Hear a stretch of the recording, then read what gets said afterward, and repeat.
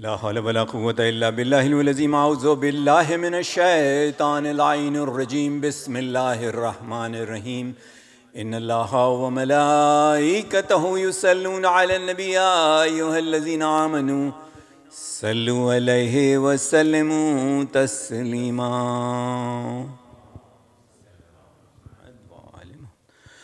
الله أكبر الله أكبر الله أكبر الله أكبر. أشهد أن لا إله إلا الله. أشهد أن لا إله إلا الله. أشهد أن محمدًا رسول الله صلى الله عليه وآله وسلم. أشهد أن محمدًا رسول الله صلى الله عليه وآله وسلم. أشهد أن أمير المؤمنين وإمام المتقين عليا ولي الله. أشهد أن أمير المؤمنين وإمام المتقين عليا حجة الله. حي على السلام حي على السلام حي على الفلاح حي على الفلاح حي على خير العمل حي على خير العمل. الله أكبر الله أكبر. لا إله إلا الله لا إله إلا الله. اللهم اجعل قلبي بارا ولسانا ورزقي دارا وولادي بارا وجل لنا قبر نبيك محمدا مستقرا وقرارا برحمتك يا أرحم الراحمين.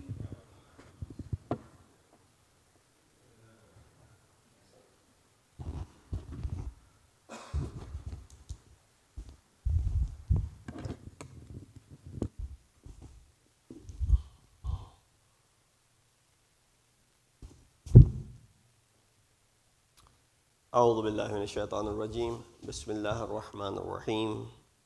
الحمد لله الذي كان موجودا قبل حدوث الأشياء ويبقى بعد فناء الأشياء. تفرد بالأولية والقدم ووسم كل شيء ما عداه بالفناء والعدم. كما قال عز شأن كل شيء هالك إلا وجهه وكل نفس ذائقة الموت. وقال كل من عليها فان ويبقى وجه ربك ذو الجلال والإكرام. سبحان من لا يخفى عليه اختلاف النيات ولا يعزب عنه معاصي العباد في الخلوات. سبحان الله الذي منه خلقة العباد وإليه المعاد. فمن يعمل مثقال ذرة خيرا يره ومن يعمل مثقال ذرة شرا يره. نشهد أن لا إله إلا هو الملك الذي لا ينازع في ملكه ولا يضاد في حكمه. يعذب من يشاء بما يشاء كيف يشاء ويرحمه من يشاء بما يشاء كيف يشاء. تعذيبه المسيئين عدل وعفوه تفضل.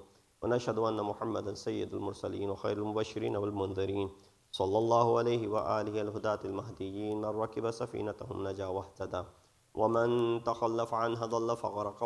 وأوصيكم عباد الله بالاعتصام بالتقوى فإنه حبل متين وعروة وثقى. فقد قال الله تبارك وتعالى وقوله الحق وهو أصدق القائلين. بسم الله الرحمن الرحيم. قل هل ننبئكم بالأخسرين أعمالا الذين ضل سعيهم في الحياة الدنيا وهم يحسبون أنهم يحسنون صنعا. صدق الله العلي العظيم. صلوات محمد. Assalamu alaikum wa rahmatullahi wa barakatuhu. I begin by advising myself and all of you to practice the piety and taqwa of Allah subhanahu wa ta'ala as is the best of provisions. As you can see that today is the day of protest for Inhidam Jannatul Baqi, and that is the reason many of our congregants here are actually in Washington DC, have gone for that protest.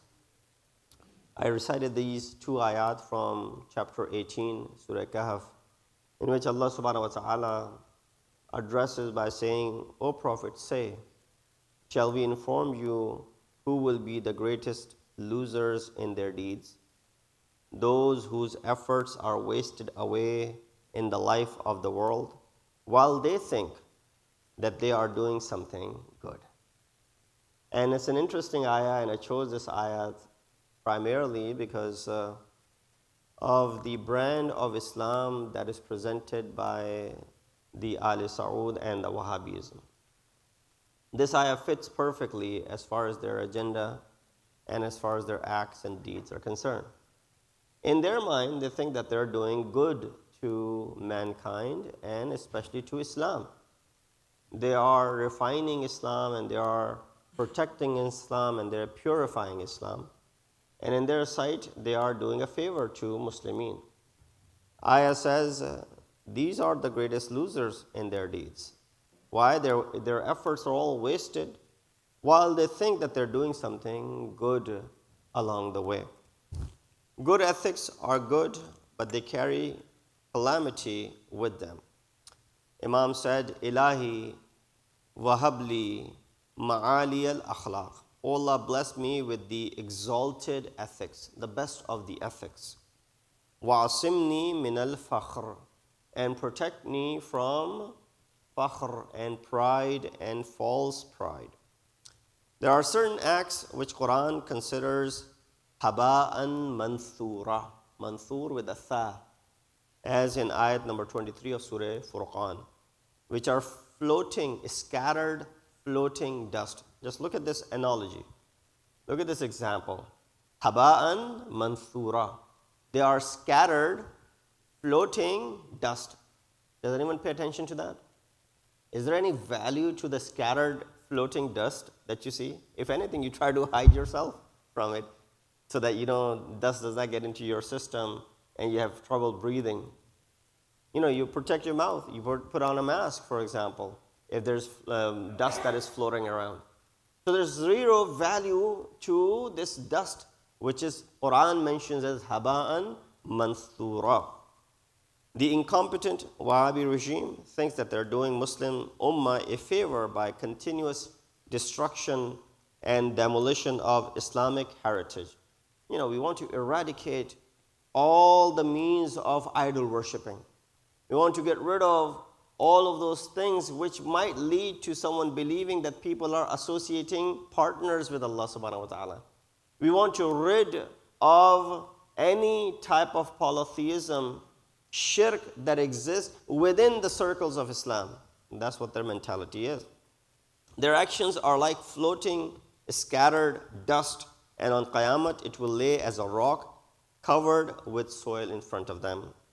Destruction of sacred sites in Hijaz by the Saudi Wahhabis continues even today in the name of Tawheed. So that's the reason a lot of people buy into their agenda.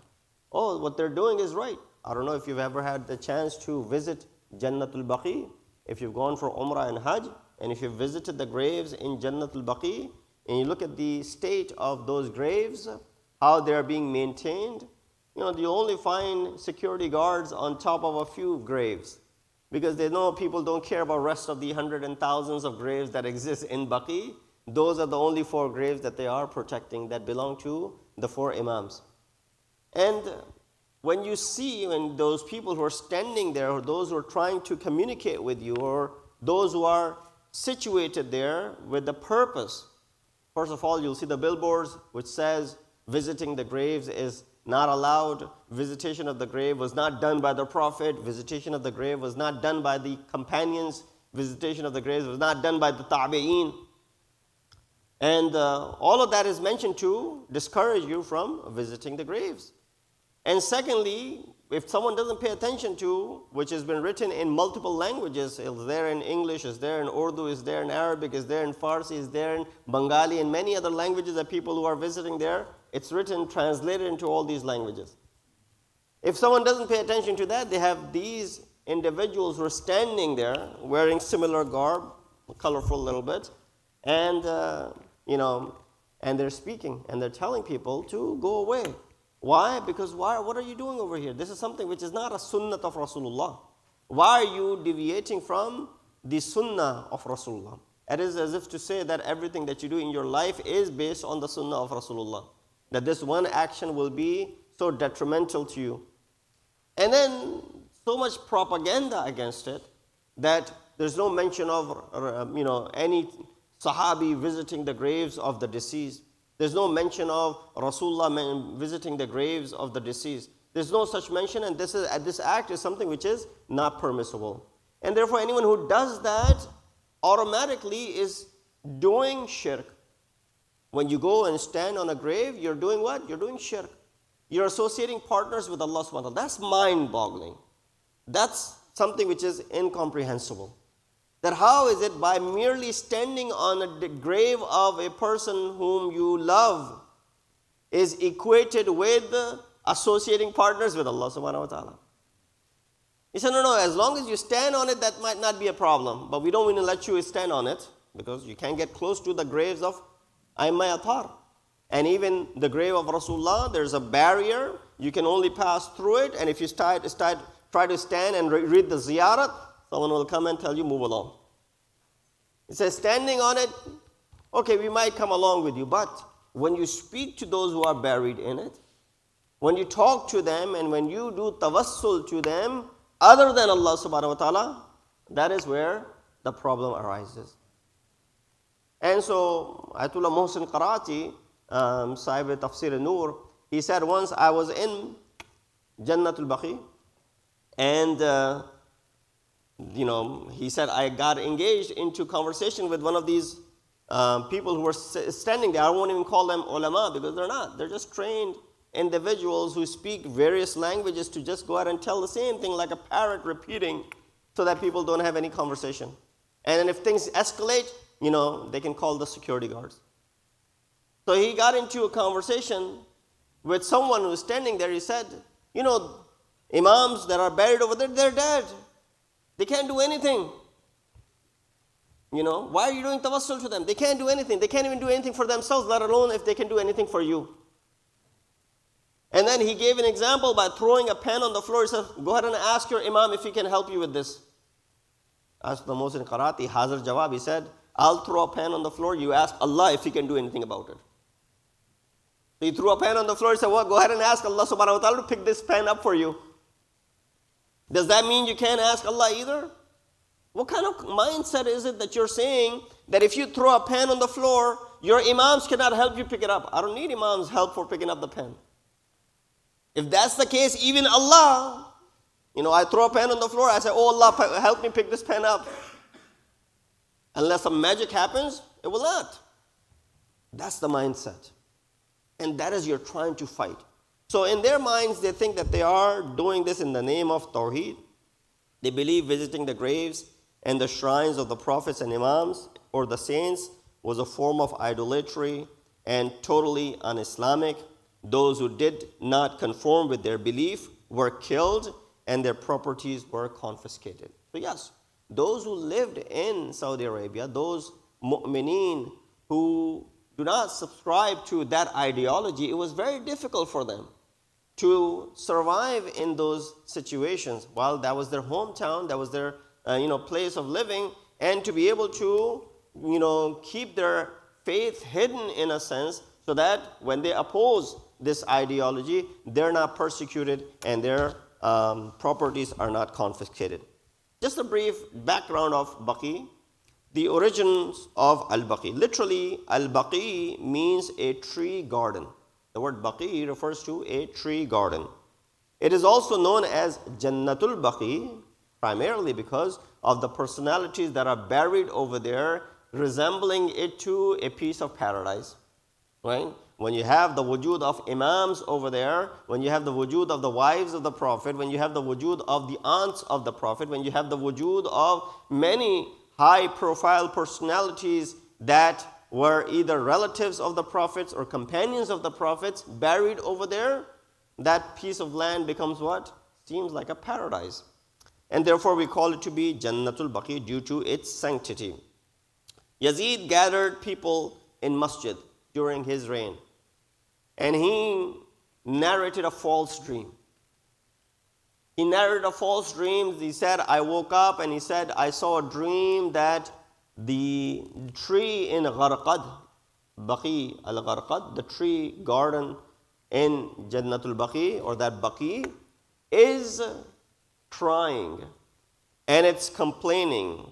And that tree is demanding, and I heard this with my own ears, Ya li tharati Uthman. Who will avenge the blood of Uthman? Why? He needed someone to go ahead after the events of Karbala, right? So this is 63rd year or the 62nd year after Hijrah. So Karbala has already happened. Now he needs another front to go ahead and attack the city of Medina and to attack even Makkatul Mukarramah. But he can't really go ahead and charge up an army of Muslims to go ahead and attack, the Islam's sacred sites. And so he needs to do, what he needs to do is to go ahead and falsify a dream. He said, I saw a dream. And in this dream, the tree in Gharqad is complaining and demanding, Ya li tharati Uthman. You've heard the sentence, Ya li tharati Hussein. Now here, Ya li tharati Uthman. And so when people heard that, of course, their attachment to the third caliph, they right away said, we will go ahead and avenge the blood of the third caliph. How, he was killed and there was no mercy shown to him. He left this world in a state of mazloom and he was unjustly killed. And so people stood up. Amongst them was this man who's Musraf ibn Uqba. His name is Muslim ibn Uqba, but we don't call him Muslim. We call him Musraf ibn Uqba. What he did, he was introduced as the attacker on the city of Medina and Makkah.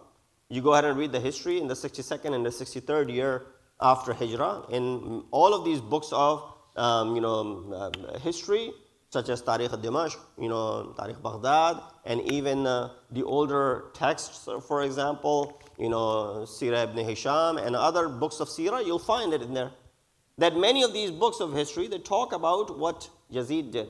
He attacked the city of Medina, where you had the event of Harra take place right after Karbala. In the 62nd year, Harra takes place, where many of these companions of the Prophet were attacked.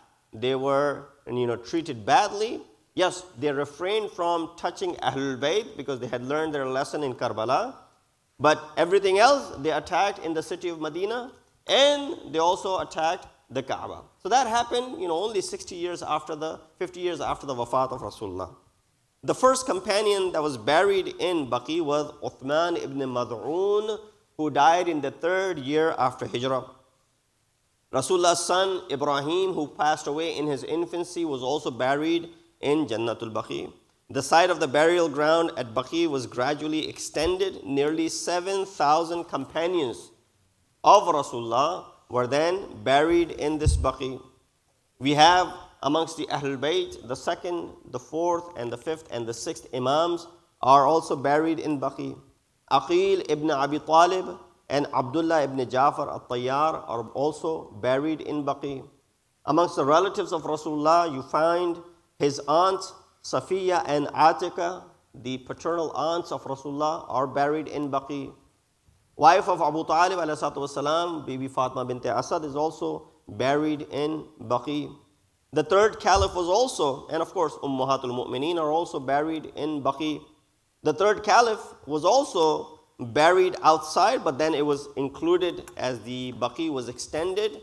Many other such personalities like Malik ibn Anas and other individuals are also buried in this Baqi. So it's a prominent place in a sense that there's a lot of history as far as the companions, as far as the relatives and the family members of Rasulullah are buried in it. The first destruction of Baqi, the Wahhabis believe that visiting the graves and the shrines of the prophets was an abominable act. It was forbidden, it is haram, it is equated to associating partners with Allah subhanahu wa ta'ala, and it's still very difficult to wrap that around your head.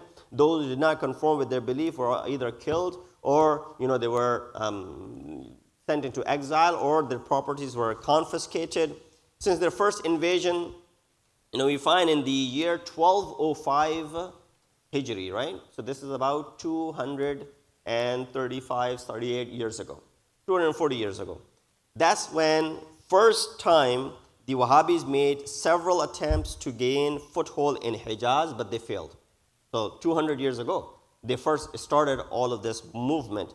Finally, in the year 1217, they somehow emerged victorious in Taif, and they were spilled a lot of blood of innocent Muslims. In 1218 Hijri, they entered Mecca and destroyed all the sacred places and domes there, including one which served as a canopy over the Zamzam water.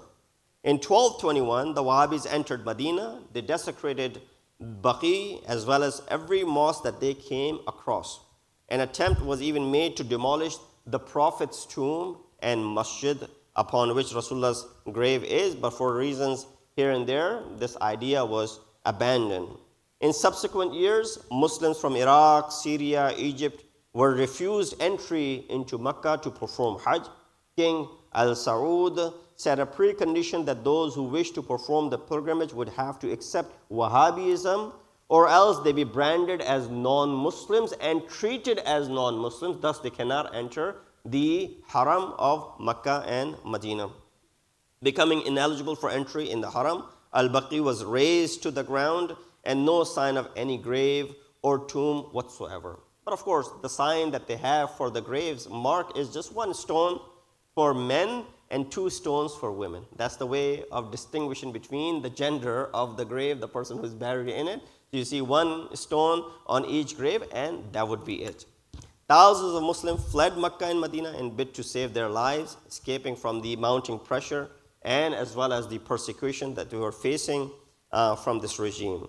But of course, this is where later on, not too long after this, because this was under the control of the Ottoman Empire, they show this resurgence. They come back to Medina and Mecca, and then they fight against Al Saud. They defeat them, and they capture many of them, and they were able to regain control over Hijaz in the 1830s and so on and so forth. So then it became again under the control of Ottoman Empire for another 60 years, and that's when things started to being rebuilt, and the structures that you had seen in the pictures over the mausoleums of Masumin were from the time of the Ottoman Empire. So from 1848 to 1860, further renovations were made at the expense of nearly 700,000 pounds at that time. 700,000 pounds were spent to renovate all of these places, these tombs, and then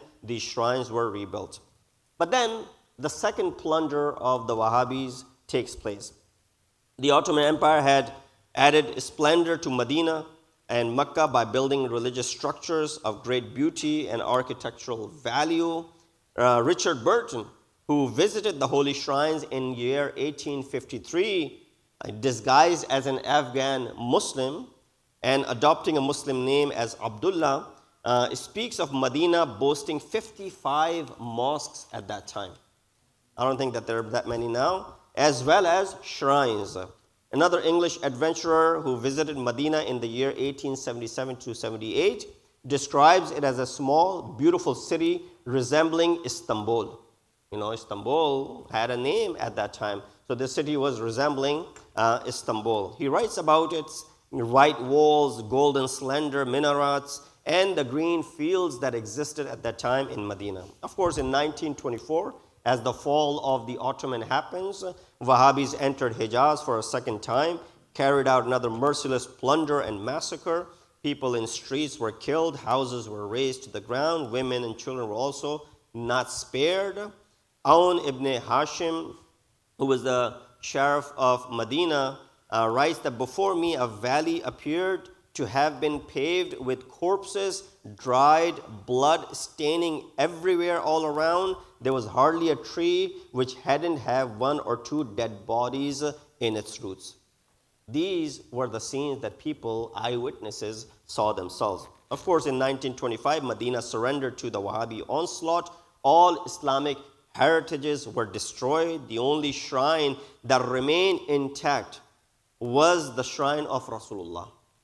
Ibn Jabhan, one of the commentators, he writes, he said, we know that the tomb standing on the Prophet's grave is against our principles. And to have his grave in a mosque is an abominable sin. And if it was not for the pressure from the world Muslims, that would also been razed to the ground, and there would not have been any sort of mausoleum on top of Rasulullah's grave. So therefore, this is where, not just they stopped in Jannatul Baqi, they went and attacked the graves in Jannatul Mu'alla as well, where the wife of Rasulullah, Hazrat Khadija, where the uncle of Rasulullah, such as Hazrat Abu Talib, grandfather of Rasulullah, Hazrat Abdul Muttalib, and even the Shuhada of Uhud that are buried in the grounds of Uhud, their graves were also raised to the ground. I'm sure you visited, when you go visit the Uhud ground, and you see graves from far distance because there's no access to it. You just see this Viran grave in the middle of nowhere, and of course, nothing happening. So therefore, we just want to conclude with this, that our purpose is not to go ahead and start worshiping the graves. Our purpose is not to go ahead and start conducting, things of shirk on the graves. Our purpose is just like you show respect and love to your loved ones. These are personalities which are above and beyond our family. The way a person loves his father or his mother or his family, we love and respect Ahlul Bayt beyond that. And therefore, there's nothing that we can do in order to protect the sanctity and the honor of Ahlul Bayt. And for that reason, it's not something which we want to do because we have some sort of, affection to them. Yes, we do. But it is also hukm of Allah subhanahu wa ta'ala. Quran talks about it. When Rasulullah was asked for compensation, he said, I don't want any sort of compensation. You can't even compensate me for what I have done for you. 23 years of propagation, bringing you from the pit of fire to making you a ummat which is worth mentioning. I don't want any compensation. The only compensation was what? قُلْ لَا أَسْأَلُكُمْ عَلَيْهِ أَجْرًا إِلَّا الْمَوَدَّةَ فِي الْقُرْبَى.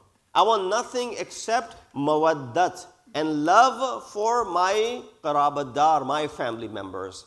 Now tell me, honestly speaking, you ask anyone in the world, when you raise someone's grave to the ground, you level it to the ground. When there's a structure built upon it, you throw it down. When you desecrate these holy places, is this anything close to showing love? Or this is nothing but animosity and hatred? So therefore, you're going against the nas of Quran, the ayat of Quran. We'll conclude with this ayat of Surah Hajj 32. ذَلِكَ وَمَنْ يُعَظِّمْ شَعَائِرَ اللَّهِ فَإِنَّهَا مِنْ تَقْوَى الْقُلُوبِ. And whoever honors the symbols of Allah subhanahu wa ta'ala, indeed, it is a form of piety of their hearts.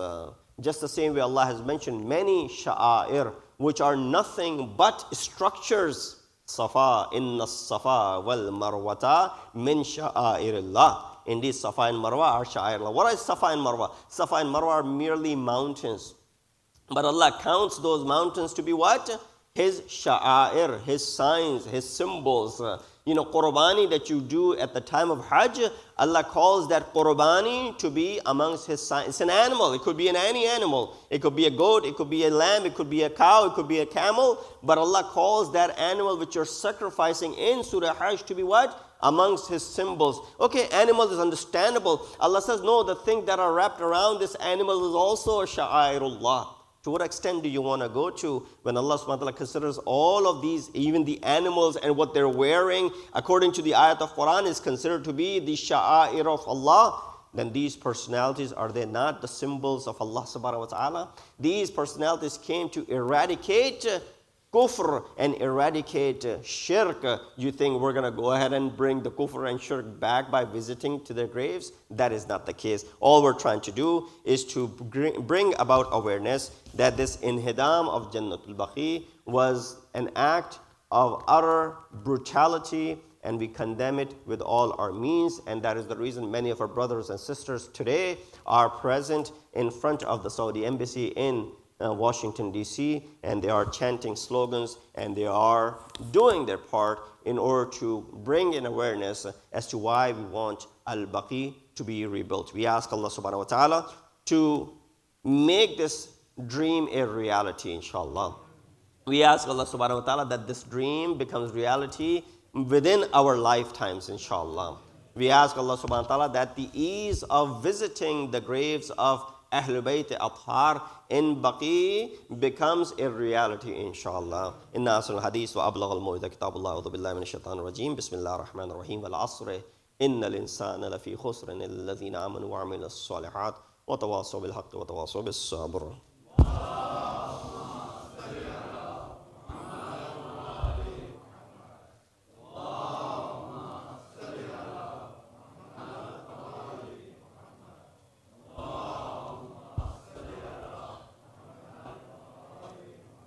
بسم الله الرحمن الرحيم الحمد لله الذي لا إله إلا هو الحليم الكريم غافر الذنب وقابل التوب وهو الغفور الرحيم سبحان من سبقت رحمته غضبه وبسط اليدين بالرحمة سبحان من لم يكلف نفسا إلا دون وسعها وفان السيئات ولم يجاز بها سبحان من لا يزداد ولا ماس لبعد إلا كرما وجودا ولا كثرة الذنوب إلا فهو وصف نشهد أن لا إله إلا هو لطوف على العباد بجوده والرفاض بالمذنبين على علمه ونشهد أن محمد نبيه وحبيبه سيد المرسلين وشفيع المذنبين بعثه رحمة للعالمين لكم ألا قد أمركم الله في محكم كتابه بالصلاة على نبيه وحبيبه فقال تعليما لكم وتشريفا للصفية إن الله وملائكته يصلون على النبي يا أيها الذين آمنوا صلوا عليه وسلموا تسليما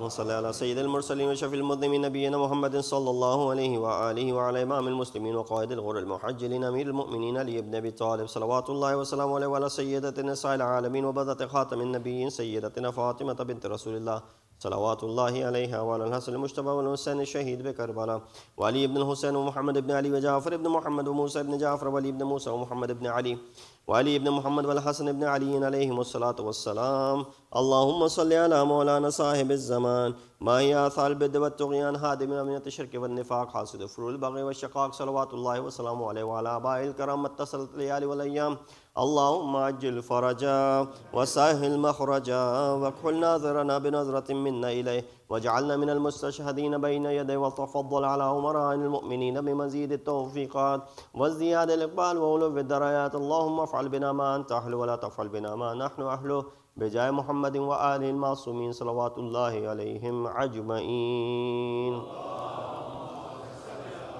ممن يذكر فطر فذكر الله يعمل بدل وسن ويتاج القرآن ها فاشا والمنكر والبغي يعظكم لعلكم تذكرون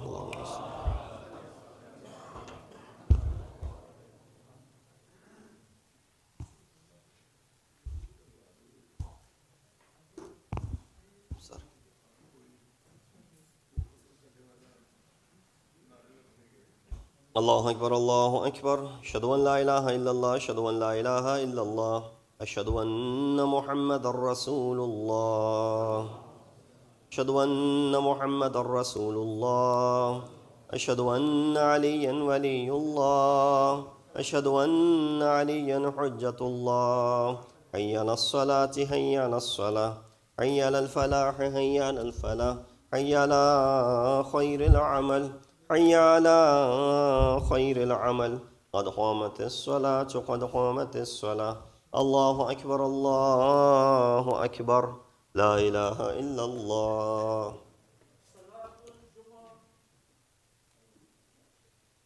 الله أكبر بسم الله الرحمن الرحيم الحمد لله رب العالمين الرحمن الرحيم مالك يوم الدين إياك نعبد وإياك نستعين اهدنا الصراط المستقيم صراط الذين أنعمت عليهم غير المغضوب عليهم ولا الضالين بسم الله الرحمن الرحيم يسبح لله ما في السماوات وما في الأرض الملك القدوس العزيز الحكيم هو الذي بعث في الأميين رسولا منهم يتلو عليهم آياته ويزكيهم ويعلمهم الكتاب والحكمة وإن كانوا من قبل لفي ضلال مبين وآخرين منهم لما يلحقوا بهم وهو العزيز الحكيم ذلك فضل الله يؤتيه من يشاء والله ذو الفضل العظيم مثل الذين حملوا التوراة ثم لم يحملوها كمثل الحمار يحمل أسفارا بئس مثل القوم الذين كذبوا بآيات الله والله لا يهدي القوم الظالمين. قل يا أيها الذين هادوا إن زعمتم أنكم أولياء لله من دون الناس فتمنوا الموت إن كنتم صادقين ولا يتمنونه أبدا بما قدمت أيديهم والله عليم بالظالمين. قل إن الموت الذي تفرون منه فإنه ملاقيكم ثم تردون إلى عالم الغيب والشهادة فينبئكم بما كنتم تعملون. يا أيها الذين آمنوا إذا نودي للصلاة من يوم الجمعة فاسعوا إلى ذكر الله وذروا البيع ذلكم خير لكم إن كنتم تعلمون.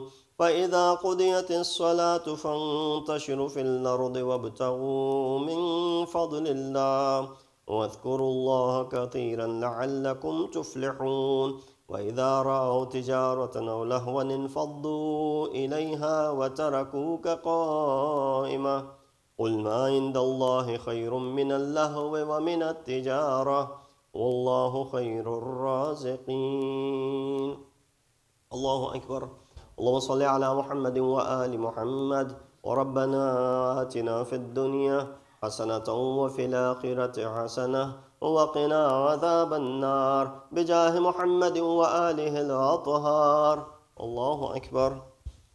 سبحان الله سبحان الله سبحان الله سبحان ربي العظيم وبحمد ربي صل على محمد وآل محمد. سمع الله لمن حمده. الله أكبر. سبحان الله سبحان الله سبحان الله سبحان ربي الأعلى وبحمده رب صل على محمد وآل محمد. الله أكبر. استغفر الله ربي وأتوب إليه. الله أكبر. سبحان الله سبحان الله سبحان الله سبحان ربي الأعلى وبحمده رب صل على محمد وآل محمد. الله أكبر. بحول الله وقوته يقوم ويقعد. بسم الله الرحمن الرحيم. الحمد لله رب العالمين الرحمن الرحيم مالك يوم الدين إياك نعبد وإياك نستعين اهدنا الصراط المستقيم صراط الذين أنعمت عليهم غير المغضوب عليهم ولا الضالين. بسم الله الرحمن الرحيم. قل هو الله أحد الله الصمد لم يلد ولم يولد ولم يكن له كفوا أحد. الله أكبر. سبحان الله سبحان الله سبحان الله سبحان ربي العظيم وبحمده وبصل على محمد وآل محمد. سمع الله لمن حمد. الله أكبر. ربنا أفرغ علينا الصبر وثبت أقدامنا وانصرنا على القوم الكافرين بجاه محمد وآله الطاهرين. الله أكبر. سبحان الله سبحان الله سبحان الله سبحان ربي الأعلى وبحمده رب صل على محمد وآل محمد. الله أكبر. استغفر الله ربي وأتوب إليه. الله أكبر. سبحان الله سبحان الله سبحان الله سبحان ربي الأعلى وبحمده. يا لطيف ارحم عبدك الضعيف.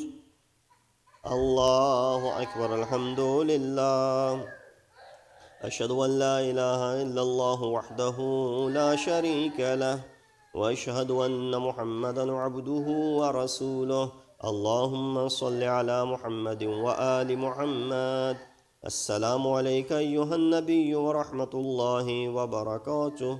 السلام علينا وعلى عباد الله الصالحين.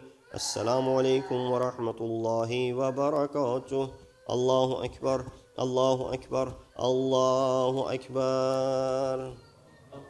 ملائكته يصلون على النبي يا أيها الذين آمنوا صلوا عليه وسلموا تسليما اللهم صل على محمد وآل محمد اللهم صل على محمد وآل محمد اللهم صل على محمد وآل محمد تسبيح جناب فاطمة الزهراء سلام الله عليها.